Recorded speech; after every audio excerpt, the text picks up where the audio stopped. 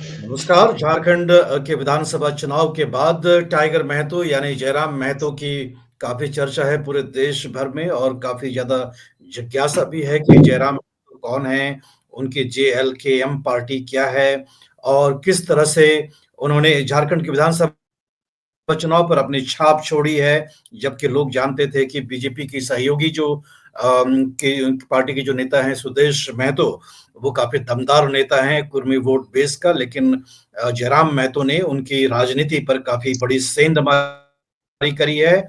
हमारे साथ जुड़ रहे हैं वरिष्ठ राजनीतिक विश्लेषज्ञ अमित कुमार। अमित जी, आपसे हम जानना चाहेंगे, एक थोड़ा हमें बैकग्राउंड बताएं, जयराम टाइगर महतो कौन है? नमस्कार मनीष जी और रायसीना हिल के दर्शकों को भी मेरा नमस्कार। देखिए, ये बहुत मुझे आश्चर्य नहीं इसलिए नहीं कर रहा है कि अभी जो विधानसभा चुनाव में जेएलकेएम और जो टाइगर महतो का जो रिजल्ट सामने आया और जो हर जगह वो चर्चा में है, इससे पहले जो पिछला लोकसभा चुनाव हुआ है उसमें भी उन्होंने, उनकी पार्टी ने अप्रत्याशित, अगर आप ध्यान, ठीक है उनको सीट नहीं मिला था लेकिन अप्रत्याशित उन्होंने परफॉर्म किया था। और रांची जैसा जो सीट है, जो शहरी सीट है, उन सब सीट पर भी उनके उम्मीदवार 1 लाख वोट लाए थे और करीब 8 लाख के आसपास उनको पिछले लोकसभा चुनाव में भी उनको, उनके पार्टी को प्रतिशत उतना मत मिला था। तो ये अंदेशा तो था कि अब वो विधानसभा चुनाव लड़ेंगे तो उनको बहुत एक फोर्स बनेंगे और वो ज्यादा से ज्यादा अपने प्रत्याशियों को लड़ाएंगे। और अब जब चुनाव परिणाम आ गया है तो हर तरफ जयराम कुमार महतो का चर्चा, राजनीतिक के जितने छात्र हैं और जितने पॉलिटिकल पार्टीज हैं उनके बीच में सबसे ज्यादा आज के दिन में वो चर्चा का विषय बने हुए हैं। देखिए, जयराम महतो जो है उनका उम्र मात्र 30 साल है। अब आप अंदाजा लगाओ, पॉलिटिकली कोई नेता इतना जल्दी इतने लोगों के दिलों में छा जाए और छाप छोड़ दे, जबकि अमूमन दो ही लोग पार्टी, जो दो गठबंधन है, चाहे किसी भी राज्य में हम लोग ले लें, तो यही दो बड़ा गठबंधन एनडीए और जो इंडी अलायंस है, इन्हीं के बीच में हर जगह चुनाव होता है। और तो जनरली तीसरा फोर्स के लिए वोट काट पाना या वोट लेना और समर्थन जुटाना बहुत कठिन है आज के दिन में।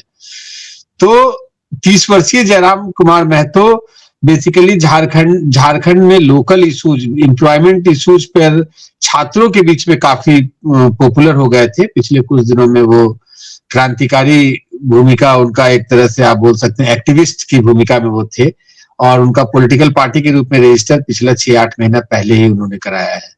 और जो अभी हालिया विधानसभा चुनाव में 70 सीटों पर उन्होंने 72 सीटों पर उन्होंने प्रत्याशी खड़ा किया था और 10.5 लाख से ज्यादा वोट उनको मिला। 10.5 लाख से ज्यादा वोट उनको मिला है। और मैं बोलूंगा उनको सफलता तो एक ही सीट पर मिला, जिसमें खुद जयराम महतो 2 सीट से चुनाव लड़ रहे थे लेकिन 1 सीट से वो सफल हुए। और लेकिन 3-4 सीट ऐसा रहा जहां वो 2 और 3 नंबर पे रहे। 6 सीट पर वो 3 नंबर पे रहे। और आपको और एक डेटा बताता हूं कि आजसू, जो कि कुर्मी के बीच का ही पार्टी माना जाता है और कुर्मियों का समर्थन उनको मिलता रहा है, तो सुदेश महतो भी बहुत अर्ली एज में, इसी तरह 30-35 साल के अंदर वो बहुत बड़े नेता बन गए थे झारखंड में। अब लेकिन जो वो 10 सीट पर चुनाव लड़ रहे थे एनडीए पार्टनर के रूप में, तो उसमें 6 सीट पर सीधा जेएलकेएम के कारण उनकी हार बताई जा रही है। तो अब आप चुनाव परिणाम सामने है, हम लोग सब इसी तरह करते रहेंगे इसका विश्लेषण। तो अमित जी बता रहे हैं कि 10.5 लाख वोट लेकर के जयराम महतो एक बड़ी शक्ति के रूप में झारखंड की राजनीति पर उभरे हैं। और अमित जी ने यह भी बताया कि छात्र राजनीति से सुदेश महतो ने अपनी आवाज बुलंद करी थी और उसी तरह से जयराम महतो भी राजनीति में छात्र राजनीति से ही आए हैं। और एक तरह से 30 वर्ष का उम्र है उनके पास, राजनीतिक करियर हम माने तो काफी लंबा उनके पास बचा हुआ है। आने वाले समय में जयराम महतो की राजनीति कैसी होगी, अमित जी आप हमें ये बताएं। देखो, अब तो अकेला वो विधानसभा में भी एक सदस्य के रूप में आ गए हैं। तो अब उनका विधानसभा में परफॉर्मेंस भी आगे आने वाले समय में बहुत महत्वपूर्ण होगा। चुनाव जीतने के बाद उन्होंने घोषणा कर दिया है कि इंडी अलायंस का जो भी अच्छा प्रो पब्लिक पॉलिसी होगा, जो अच्छा पॉलिसी होगा, उसका वो समर्थन करेंगे। और हालांकि जहां भी जनता से दूर कुछ ऐसा पॉलिसी आएगा तो उसका वो विरोध भी करेंगे। तो बहुत उन्होंने बैलेंस्ड स्टेटमेंट दिया है कि मतलब उन्होंने अभी भी ऐसा दिखलाया है कि वो राज्य हित में ही काम करेंगे और किसी एक पॉलिटिकल पार्टी या किसी अलायंस की तरफ उनका झुकाव नहीं है। तो वो न्यूट्रल अपने आप को दिखलाने की कोशिश कर रहे हैं। तो अब तो जो अब अगला चुनाव होगा तो उनका विधानसभा के अंदर उनका परफॉर्मेंस भी बहुत मैटर करेगा। लेकिन जैसे वो जिस सीट पर चुनाव जीते हैं तो वो जगन्नाथ महतो बहुत कद्दावर नेता हुआ करते थे जेएमएम के। उनकी मृत्यु के बाद उनकी पत्नी पिछला बाई इलेक्शन वहां से जीती थी, ये बेबी देवी। इस बार भी उन्होंने करीब करीब 11,000 वोट से बेबी देवी को चुनाव में पराजित किया है। और जिस सीट से वो हारे हैं वहां भी कांग्रेस के एक कद्दावर नेता और बीजेपी के भी कद्दावर नेता रविंद्र पांडे जो तीसरे नंबर पे रहे, वहां वो नंबर 2 पे रहे। और अनूप सिंह, जिनको जयमंगल सिंह के नाम से भी लोग जानते हैं, वो वहां विजयी हुए। हालांकि 30,000 का डिफरेंस था, लेकिन नंबर 2 पर जयराम महतो ही वहां उस सीट पर भी थे।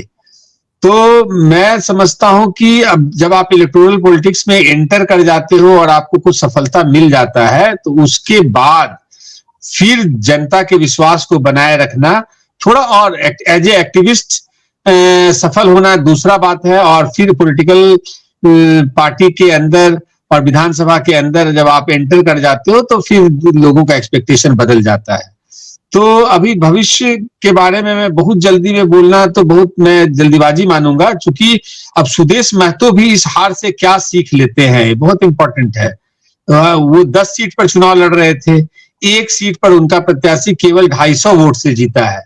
हालांकि वो जो प्रत्याशी है वो फिर उसने ऑफर किया है कि मैं रिजाइन कर दूंगा और सुदेश महतो के लिए सीट मैं खाली कर सकता हूं। उसने सुदेश महतो को एक मौका दिया है कि अगर वो चाहे तो पुनः उस सीट से चुनाव लड़कर विधानसभा का सदस्य बन सकते हैं। तो ये भी देखने वाली होगी कि आने वाले समय में सुदेश कैसा डिसीजन लेते हैं। और अब उनका जो सबसे बड़ा कंपटीशन के रूप में जयराम महतो उभरे हैं, तो दोनों अपने अपने वोट बैंक को कैसे अपने तरफ लाते हैं, ये देखने वाली बात होगी। अमित जी, आप हमें ये बताएं कि कुर्मी जो वोट बेस झारखंड में है वो लगभग 4 पार्टियों में बढ़ता हुआ दिखाई पड़ रहा है, क्योंकि जेएमएम के पास भी कई सारे नेता हैं जो कुर्मी समाज से आते हैं, सुदेश महतो की पार्टी के पास है और जयराम महतो की नई पार्टी है और बीजेपी के पास भी है। तो ये जो बिखराव है इस जाति विशेष का, वो उसका कारण क्या है? देखिए, अगर हम लोग एक केस स्टडी लें, खाली सिल्ली सीट ले, सिल्ली सीट में सुदेश महतो भी चुनाव लड़ रहे थे, जेएमएम भी चुनाव लड़ रही थी और जेएलकेएम के प्रतिनिधि भी चुनाव, हाँ, अमित महतो लड़ रहे थे जेएमएम से। सुदेश महतो खुद आजसू पार्टी से थे और वहां पर देवेंद्र नाथ महतो ये जेएलकेएम से लड़ रहे थे। तो देवेंद्र नाथ महतो तीसरे नंबर पर रहे और करीब 41,000 वोट लाया और 49,000 वोट सुदेश महतो लाए। तो आप मान लो कि ये दोनों पार्टी तो पूर्णतः महतो वोट पर ही आश्रित होती है। और तीसरा जेएमएम भी 73,000 वोट लाया, 73,169 वोट्स, अमित कुमार। तो अब आप मान लो ये अंतर देखो, आप इन सुदेश महतो और जेएलकेएम में तो मात्र 7-8,000 वोट का अंतर है और उधर वो 20-22,000 वोट से वो आगे है। तो अब इससे आप महतो वोट का एक रेशियो तो हम लोग तय कर ही सकते हैं कि महतो वोट का किस रेशियो में आपस में हुआ। तो ऐसा नहीं मैं मान सकता, जेएमएम को 100% डायरेक्ट भी महतो का वोट मिला, क्योंकि जिस पॉकेट में उसके मुखिया ही लड़ रहे हैं, आजसू के मुखिया, वहां भी अगर जेएमएम जीत रही है तो कुछ अन्य के अलावा महतो का वो गढ़ है सिल्ली, तो आपको वोट जेएमएम को भी मिला है। तब आने वाले समय में बाकी राष्ट्रीय पार्टी, हाँ, कंटिन्यू करें। निश्चित रूप से अमित जी, ये अमित जी इशारा ये कर रहे हैं कि अमित महतो जो जेएमएम से थे सिल्ली विधानसभा पर, उनकी जीत इसलिए हो पाई क्योंकि महतो के अलावा, कुर्मी वोट के अलावा बाकी अन्य जो जेएमएम के वोट बेस थे उसका जोड़ उनको मिल गया, जो सुदेश महतो या जो जेएलके पार्टी के उम्मीदवार थे उनको नहीं मिल पाया। तो अमित जी मैं आपसे ये जानना चाहूंगा कि सिर्फ एक जाति से पार्टी नहीं चला सकते आप, एक जाति के भरोसे आप राजनीति नहीं कर सकते। तो ऐसे में जयराम महतो की जो राजनीति है, इसमें किन-किन समुदायों का सपोर्ट इनको प्राप्त हो रहा है? देखिए, एक बेस वोट तो होता है, हर रीजनल पार्टी के केस में एक बेस वोट होता है। हम लोग मान लें कि महतो का एक बहुत बड़ा तबका का समर्थन जयराम महतो के साथ है। दूसरा, वो मैं उनको मान रहा हूं कि वो छात्र राजनीति कर रहे हैं। तो जब छात्र राजनीति से अब जब आपकी शुरुआत होती है, तो छात्र एक ऐसा वर्ग है जो अपने आप में एक अलग वर्ग है। वो जाति पाति से ऊपर उठकर एक नया वर्ग है, छात्र वर्ग, उसको युवा भी लोग बोलते हैं। तो जैसे अब झारखंड के केस में ले या अभी महाराष्ट्र के केस में भी ले, तो महिला वर्ग अपने आप में एक नया वर्ग के रूप में उभरी है। तो जाति पाति, जो ट्रेडिशनल जाति पाति में जो पॉलिटिकल पार्टी जो देखते हैं वोट बैंक को, तो उससे अलग हटकर ये युवा वोट बैंक भी होता है। और हर नए इलेक्शन में एक बहुत बड़ी मात्रा में युवा फर्स्ट टाइम वोटर भी उभरते हैं। तो मैं मान के चल रहा हूं कि जब अभी युवा है ये जयराम महतो, 30 साल 30 इयर्स खाली उनका उम्र है, तो अभी युवाओं के बीच में वो पॉपुलर बनाए रखने के लिए अपने आप को, एम्प्लॉयमेंट का इशू जो सबसे वन ऑफ द बड़ा इशू रहा है झारखंड में, अगर उसको अच्छा से वो पकड़े रहते हैं और न्याय मिले युवाओं को, उनको रोजगार मिले, पेपर लीक ना हो, तो ये आने वाले समय में हेमंत सरकार के लिए भी बहुत बड़ी चुनौती होगी कि जो पिछले कार्यकाल में उन पर जो आरोप लगा है पेपर लीक का और जो वादा के हिसाब से जॉब ना देने का, तो उसको इस बार, जो कि वो इस बार प्रॉमिस किए हैं कि वो युवाओं को रोजगार देने में और पेपर लीक वाले मामले में अच्छा कार्य करेंगे और ज्यादा से ज्यादा लोगों को नौकरी देने का काम उनकी सरकार करेगी। तो इसमें जयराम महतो का जो पुराना, जो एज ए एक्टिविस्ट जो उनका आक्रामक रूप रहा है, वो रूप अगर कंटिन्यू होगा और युवाओं के बीच में युवाओं को न्याय मिलता रहेगा, तो मुझे लगता है कि उनकी राजनीति अभी आगे, उनका भविष्य सुनहरा है। अमित जी, झारखंड हमेशा खबरों की सुर्खियों में रहता है। जो भी, चाहे मान लीजिए झारखंड पब्लिक सर्विस कमीशन की एग्जामिनेशन में पेपर लीक हो या उसमें धांधलियां हो, तथा कथित आरोपित रूप से जो धांधलियां होती हैं उसके लिए खबरों की सुर्खियों में रहता है। और पेपर लीक, ये भी खबरों की सुर्खियों में झारखंड पिछले 2 वर्षों से काफी रहा था। तो ये क्या कारण है कि झारखंड में इतने ज्यादा छात्र उत्तेजित हैं परीक्षाओं को लेकर के? देखिए, जो बिहार और झारखंड या जो ईस्टर्न इंडिया का बेल्ट है, वहां पर अगर आप बच्चों की परवरिश को देखेंगे तो उनका पहला प्रेफरेंस होता है कि उनको सरकारी जॉब मिल जाए। अनलाइक दिल्ली और इधर वाले रीजन में लोग अपना बिजनेस भी प्रीफर करते हैं, या वो कॉर्पोरेट जगत में भी उनकी प्रेफरेंस होती है। लेकिन झारखंड में युवाओं का पहला प्रेफरेंस जो है कि हर हाल में उनका पहला प्रेफरेंस है कि वो पढ़ें और उनको सरकारी नौकरी, जो जिस लायक है, कोई यूपीएससी की तैयारी कर रहा होता है, कोई इंजीनियरिंग की तैयारी कर रहा होता है, तो कोई डायरेक्ट सरकार में जाने के लिए जेपीएससी की तैयारी कर रहा होता है, और कोई सिपाही के लिए भी दौड़ लगाने के लिए पीछे नहीं हटता है, मिलिट्री में जाने के लिए भी पीछे नहीं हटता है। तो उनका प्रेफरेंस, पहला प्रेफरेंस जो है किसी हाल में सरकारी नौकरी पर उनके अंदर घुस जाना है, और वही उनके पेरेंट्स का भी प्रेफरेंस है। तो मतलब वो समाज का सोच उसी दिशा में है।